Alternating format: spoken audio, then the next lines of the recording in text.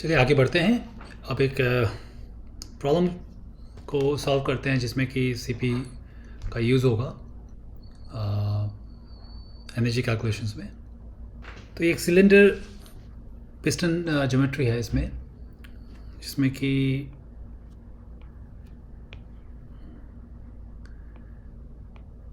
आपका initially nitrogen है जो कि 0.1 मीटर क्यूब का वॉल्यूम है, 150 किलो पास्कल प्रेशर है और 300 केल्विन टेम्परेचर है।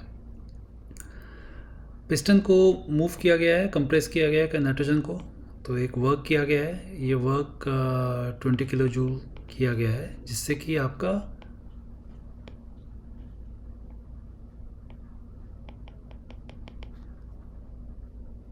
फाइनल प्रेशर 1 मेगा पास्कल आ गया और 440 केल्विन है। और एक डिफरेंट वॉल्यूम है जो हमें पता नहीं है अभी, V2। इस प्रोसेस में of course 20 kilo joules use किया गया है, बट कुछ हीट ट्रांसफ़र भी हुआ है नाइट्रोजन सिस्टम से बाहर। ओके, हमें क्या निकालना है, ये कितनी वैल्यू है इसकी। तो ये स्टेशनरी सिस्टम है। E in minus E out इस डेल्टा E को हम डेल्टा U लिख सकते हैं, क्योंकि डेल्टा PE और डेल्टा KE आपका ज़ीरो है। और E इन यहाँ पे वर्क इन है और E आउट आपका Q आउट है। तो नोटिस कीजिए, मैंने साइन कन्वेंशन नहीं यूज़ किया है, मैं सीधा जो डायरेक्शन दिया हुआ है उसी को यूज़ किया है। तो W इन आपका 20 किलो जूल्स है और ये हमें निकालना है, और ये डेल्टा U है। तो Q आउट क्या होगा,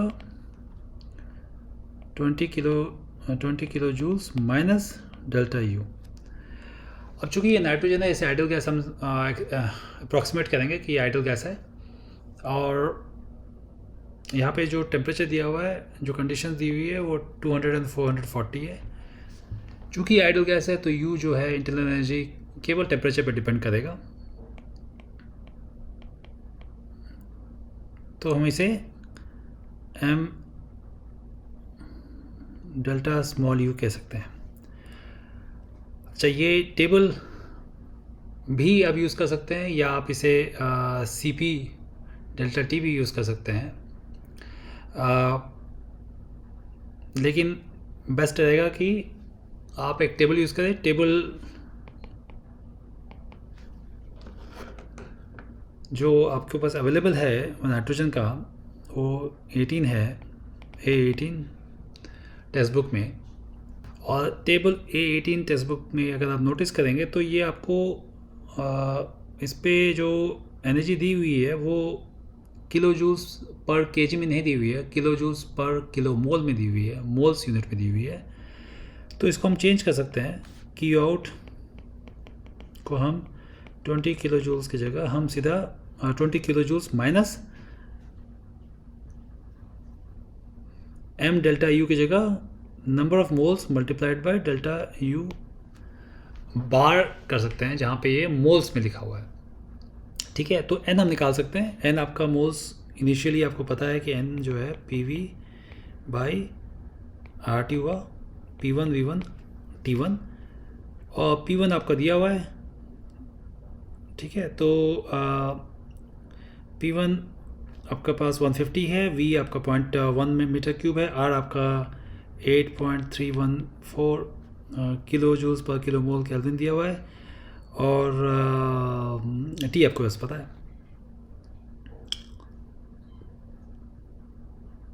राइट, तो ये इंफॉर्मेशन जो है यहाँ पे डाल सकते हैं। ठीक है, और डेल्टा U है आपका U बार 440 केल्विन से U बार 300 केल्विन, और इसकी वैल्यू टेबल A18 में दी हुई है, जिसमें कि आप देख सकते हैं 913 माइनस 6229 के kilo joules per kilo moles. Okay, और इस पे आप अगर मल्टीप्लाई करें क्यू आउट को तो ये निकल के आएगा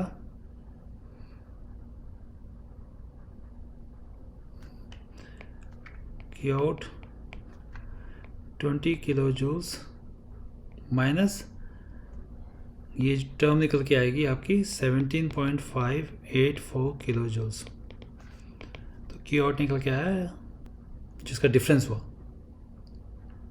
ठीक है,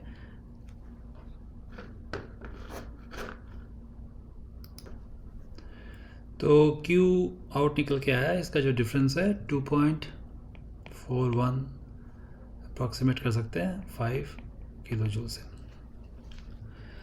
तो ये प्रॉब्लम एक जो अभ्यास के तौर पे बहुत सिंपल सा हमने प्रॉब्लम लिया है, बहुत ही सरल सा, जिसमें कि एक सिंपल एनर्जी बैलेंस यूज़ किया गया है और आपको डेल्टा यू को सीपी ना यूज़ करके सीधा आप टेबल यूज़ किया गया है। और सीपी वाला प्रॉब्लम हमने पिछले इसमें किया हुआ था, ये इस वाले एग्जांपल में कैसे आप निकाल सकते हैं।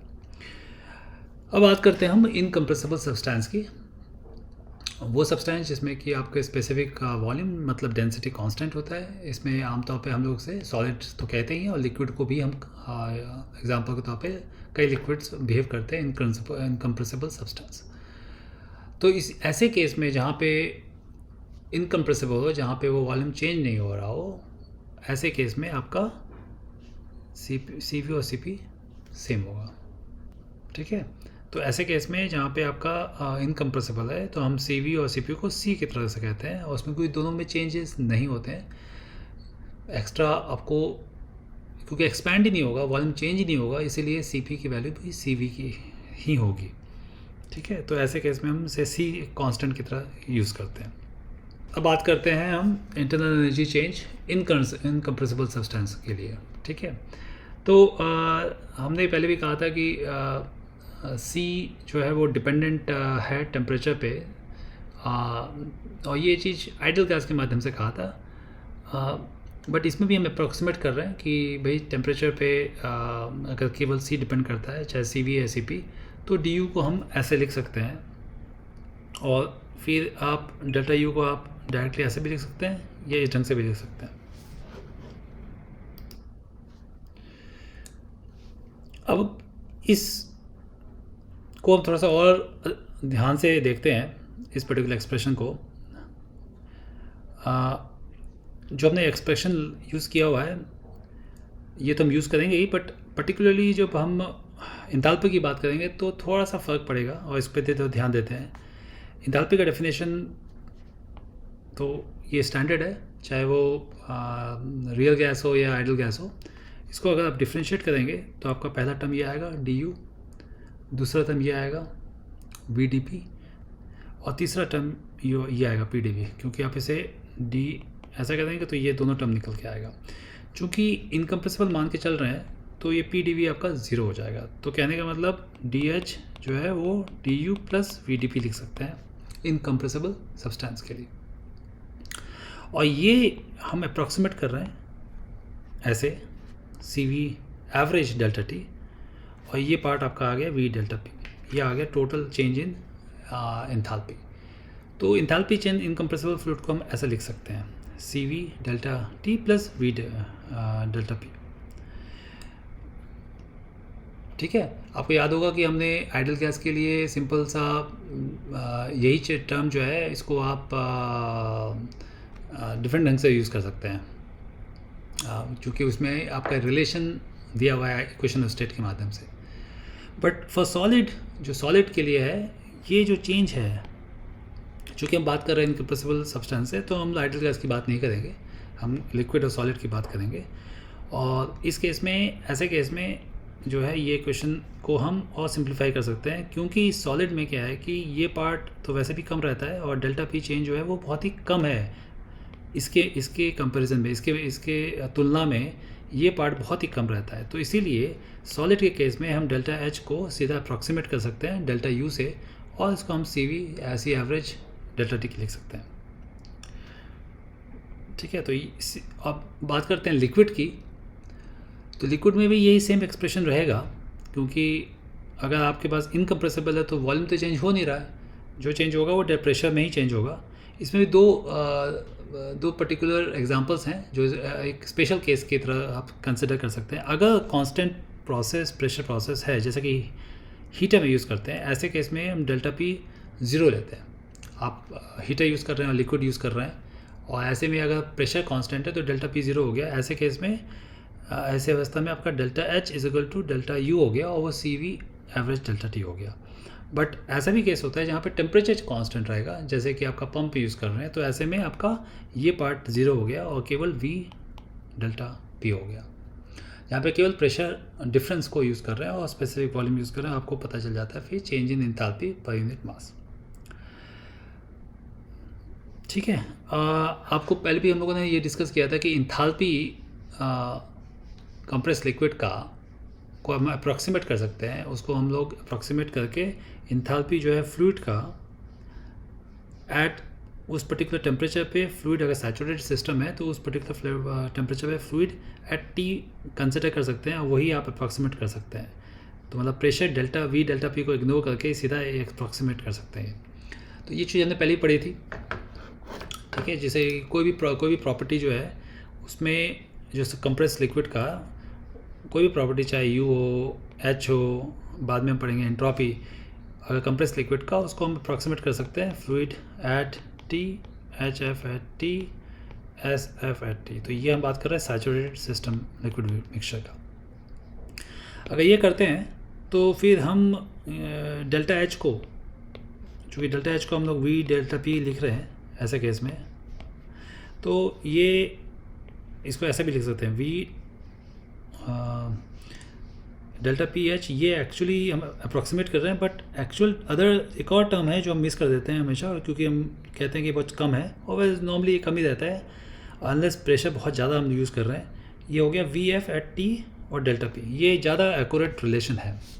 इसको हम डिराइव नहीं कर रहे हैं इस लेक्चर में, बट ये कभी हम लोग कभी इसको भी यूज़ कर सकते हैं अगर आपके पास इंफॉर्मेशन दिया हुआ है। ये ज़्यादा एक्यूरेट है और आप इसे निकाल सकते हैं। जो एक्सप्रेशंस आपको दी हुई हैं, इन सब एक्सप्रेशन से आप निकाल सकते हैं।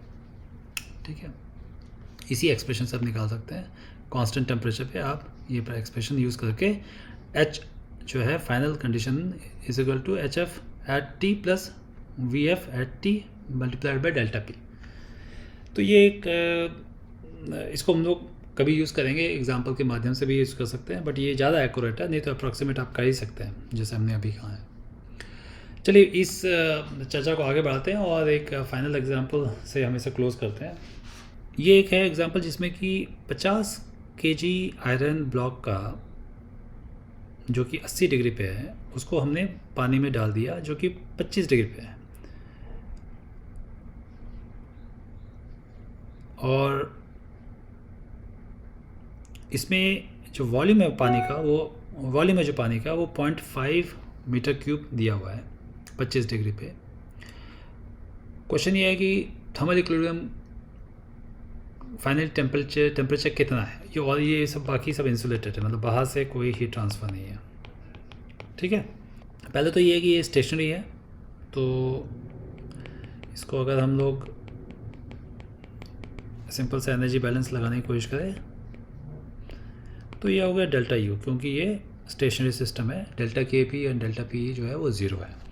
अब ई इन और ई आउट जो है नेट एनर्जी ट्रांसफ़र है, क्योंकि बाहर से कोई टेम्परेचर नहीं हो रहा है तो ई इन तो ज़ीरो है, क्यू तो बाहर से इन ज़ीरो है, कोई वर्क भी नहीं हो रहा है तो क्यू इन भी ज़ीरो है, क्यू आउट भी ज़ीरो है, डब्ल्यू कोई इन है नहीं, तो नेट इन क्यू ज़ीरो है, नेट वर्क ज़ीरो है, तो ये सब बेसिकली नथिंग बट ज़ीरो है। तो कहने का मतलब डेल्टा यू ज़ीरो है। अब डेल्टा यू है क्या? डेल्टा यू सिस्टम का है, चेंज इन इंटरनल एनर्जी है। इसमें दो सब्सटेंसेस हैं, एक वाटर है, एक आयरन है।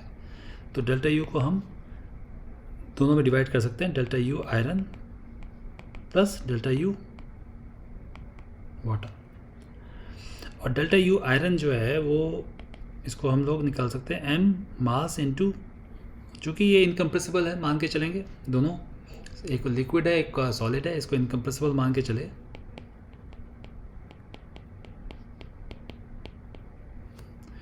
तो ये आ गया आयरन हीट कैपेसिटी का और स्पेसिफिकेशन मान के चले, और ये हो गया T2 final temperature initial temperature T1 of iron plus MC water T2 minus T1 of water.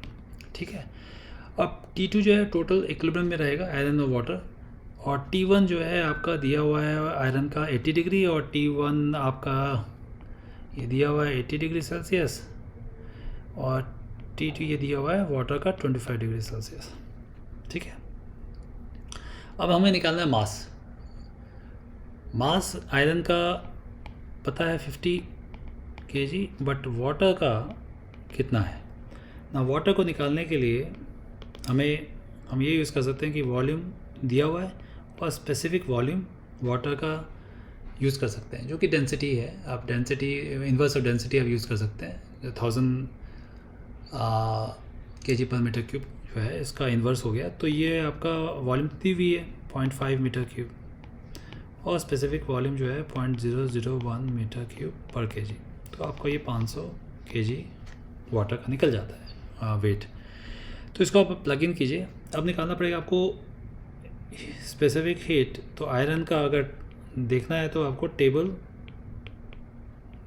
A3 जो बुक में है, टेक्स्ट बुक में है, इसको आप देख सकते हैं। आप सर्च भी कर सकते हैं, ये रेडिली अवेलेबल है, मतलब आराम से मिल जाएगा ये इन्फॉर्मेशन। तो CI जो है आयरन का 0.45 किलो जूल्स पर kg डिग्री सेल्सियस, और सी वाटर जो दिया हुआ है वो है 4.18 किलो जूल्स पर kg डिग्री सेल्सियस। सो आपके पास मास भी पता है, आपको सी भी पता चल गया है। तो ये इक्वेशन है जो इसे सॉल्व करना है, जो इक्वल टू 0 है। T1 आई भी पता है, T2 आई भी पता है। तो इन्फॉर्मेशन अगर प्लग इन करे तो आपको सब मिल जाएगा। तो ये हो गया 50 kg इंटू 0.45 किलो जूल्स पर kg degree Celsius multiplied by T2 minus 80 degree. अब इसे केल्विन में ले सकते हैं, लेकिन क्या है कि आप चूँकि डिफरेंस है इसलिए कोई फ़र्क नहीं पड़ता। ये हो गया 500 इंटू kg इंटू 4.18, ये हो गया T2 माइनस 25 डिग्री। ठीक है, इसको अगर सॉल्व करेंगे तो आपको आ जाएगा T2 25.6 डिग्री सेल्सियस। ठीक है, तो केल्विन में भी ये निकल के आप केल्विन में कर सकते हैं, तो इफेक्टिवली आपका केल्विन में T2 आ जाएगा। अगर आप इसे केल्विन 80 डिग्री को केल्विन में कन्वर्ट करें, 25 डिग्री को केल्विन में कन्वर्ट करें, तो आपका T2 केल्विन में आ जाएगा। पर आप नोटिस कीजिए ये चेंज बहुत ही स्मॉल है। इसका रीज़न क्या है कि वाटर का जो स्पेसिफिक हीट है वो करीबन 8 से 9 टाइम्स बड़ा है, ज़्यादा है आयरन से, इसलिए जो है काफ़ी टेम्परेचर जो है वो एब्जॉर्ब कर लेता है वाटर, इसलिए टेम्परेचर फाइनली चेंज और काफ़ी हीट जो है वो एनर्जी जो है एब्जॉर्ब कर लेता है आयरन से, इसलिए आपका टेम्परेचर फाइनली जो निकल के आता है वो बहुत ही कम चेंज है जो इनिशियल टेम्परेचर से वाटर का, जो 25.6 डिग्री सेल्सियस।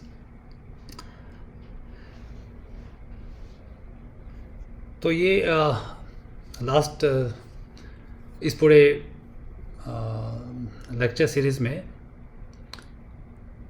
तो ये संक्षिप्त में हम समझेंगे कि हमने इस पूरे लेक्चर सीरीज़ में क्या समझा है। तो इनिशियली हम लोगों ने इस पर्टिकुलर लेक्चर में और पहले भी लेक्चर में जो कि एनर्जी एनालिसिस और क्लोज सिस्टम में हम लोगों ने बात की थी। सबसे पहले हम लोगों ने बाउंड्री वर्क समझने की कोशिश की। इसमें 3 तरह के हम लोगों ने समझने की कोशिश की। एक तो आइसोथर्मल, कांस्टेंट प्रेशर, पॉलीट्रॉपिक।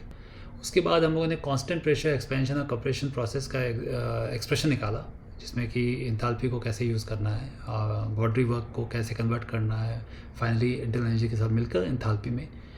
और उसके बाद कुछ एग्जांपल्स भी किए, और फिर हम लोगों ने स्पेसिफिक हीट के बारे में समझा, और उसको हम लोगों ने अप्लाई किया आइडियल गैस, और फाइनली हमने इनकम्प्रेसिबल सब्सटेंसेस जैसे कि सॉलिड एंड लिक्विड के बारे में कैसे उसका हीट कैपेसिटी को कैसे उसकी स्पेसिफिक हीट जो है वो यूज़ करना है और किस तरह से उसको सॉल्व करना है, एग्जांपल के माध्यम से समझने की कोशिश की है। मैं आशा करता हूँ कि ये पूरा जो कॉन्सेप्ट है उसको आपने समझा है, और असाइनमेंट्स हम इस तरह से पेश करेंगे या इस तरह से मिलेगा जिससे कि आप इन सब कॉन्सेप्ट को और प्रैक्टिस कर सकते हैं और उसको और अच्छे से समझ सकेंगे। तो आशा करता हूँ कि ये क्लैरिटी हुई। अब अगले लेक्चर जो है वो नया विषय शुरू करेंगे हम, तो हम फिर से मुलाकात करेंगे अगले लेक्चर में। तब तक के लिए बाय बाय।